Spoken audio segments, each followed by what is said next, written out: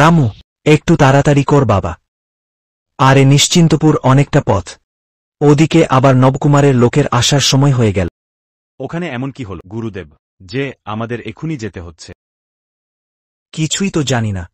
নবকুমার টেলিগ্রামে শুধু লিখেছে যে খুব বিপদ, আমি না গেলে নাকি সর্বনাশ হয়ে যাবে।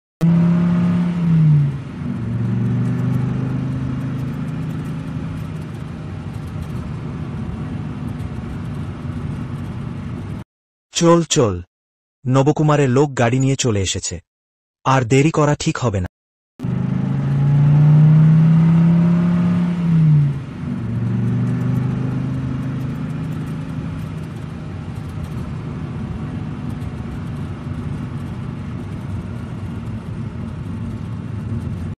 গুরুদেব, আপনি এসেছেন, আপনি আমাদের বাঁচান। এই গ্রামে পিশাচের উপদ্রবে আমরা অতিষ্ঠ হয়ে উঠেছি। এই দেখুন, কাল রাতে গ্রামের 2 রক্ষী বাহিনীকে পিশাচটা কিভাবে মেরে ফেলেছে। এদের গলায় রক্তের দাগ, পিশাচটা এদের রক্ত চুষে খেয়েছে। কেমন একটা কটু গন্ধ ছাড়ছে। এত স্বাভাবিক কোনো গন্ধ নয়।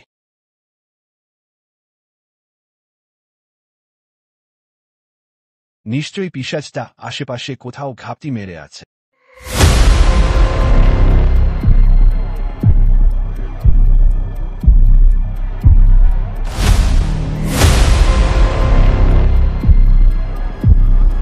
ও আমার স্ত্রী রানী, আপনি তখন তীর্থে ছিলেন বলে আপনাকে খবর দিতে পারেনি গুরুদেব।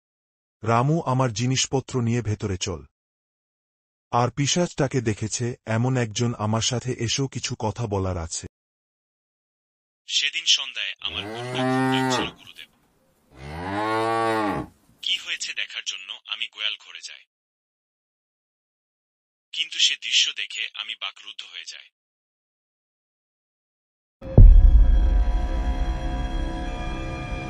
দেখি এক ভয়ঙ্কর পিশাচিনী আমার গরুর গোলায় কামড়ে রক্ত চুষে নিচ্ছে।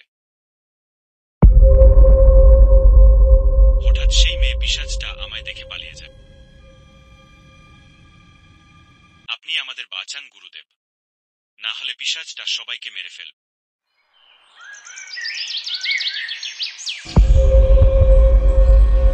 যা শুনলাম নবকুমার, তাতে মনে হচ্ছে এ যেমন তেমন পিশাচ নয়, খুবই শক্তিশালী।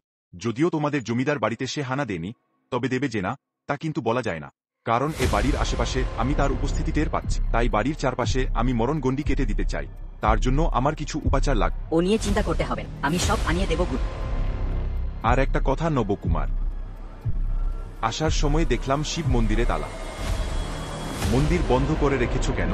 সে তো আর এক কাণ্ড গুরুদেব, আমাদের শিব মন্দিরের ত্রিশূলটা বারবার চুরি হচ্ছিল, তাই বাধ্য হয়ে তালা লাগিয়েছে। সে কি, ত্রিশূল চুরি হচ্ছে? এত ভালো কথা নয়। তুমি এখনই উপচারের ব্যবস্থা করো, আমি গণ্ডি কাটব। কই গো, একটু শোনো না।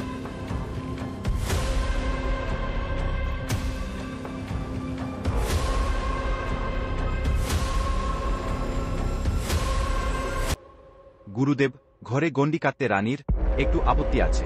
ও ভয় পাচ্ছে, এতে প্রজারা আমাদের ভুল বুঝতে পারে। অপরাধ নেবেন না গুরুদেব, বিপদ তো পুরো গ্রামের। আর আমরা যদি নিজের স্বার্থে ঘরে গণ্ডি টানি, তাহলে প্রজারা আমাদের স্বার্থপর ভাবতে পারে। এ হয় না, আমি তোমাদের শুভাকাঙ্ক্ষী। আমি বেঁচে থাকতে তোমাদের ক্ষতি হবে, তা আমি কোনোভাবেই মেনে নিতে পারবো না। এবার তোমরা যা ভালো মনে করো। ঠিক আছে গুরুদেব, আমি উপচারের ব্যবস্থা করছি।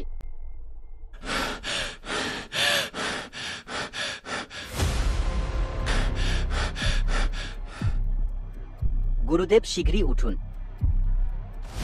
সর্বনাশ হয়ে গেছে, আমাদের রক্ষীটাকে পিশাচ মেরে ফেলেছে। কি বলছো তুমি? এত একেবারে অসম্ভব। আমার মারণ গণ্ডি পেরিয়ে পিশাচ কোনোভাবেই জমিদার বাড়িতে প্রবেশ করতে পারবে না। চলো দেখি সে কিভাবে ঢুকলো।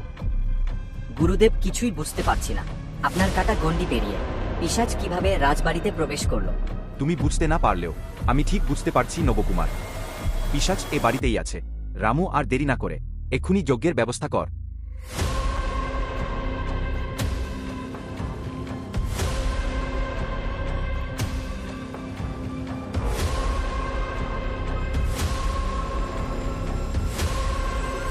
কি সাংঘাতিক কাণ্ড! মন্দিরের তালা ভেঙে কে ত্রিশূল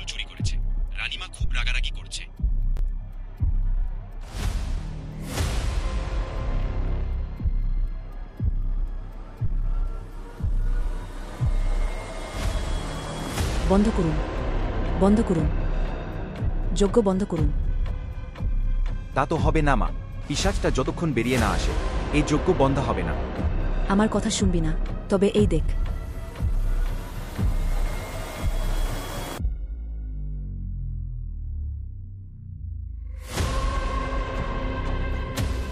রামু শীঘ্রই ত্রিশূলটা নিয়ে আয় ও ঘর থেকে।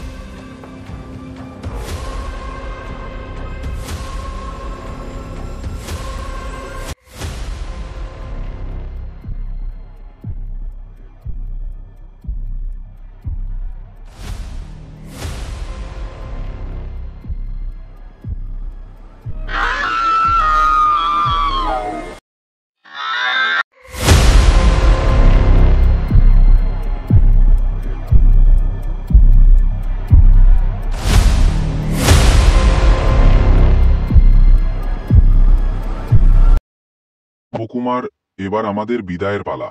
তুমি দুঃখ পেও না, যা হয় ভালোর জন্যই হয়। দেখবে আস্তে আস্তে সব ঠিক হয়ে যাবে। ঠিক আছে গুরুদেব, আপনারা সাবধানে যাবেন।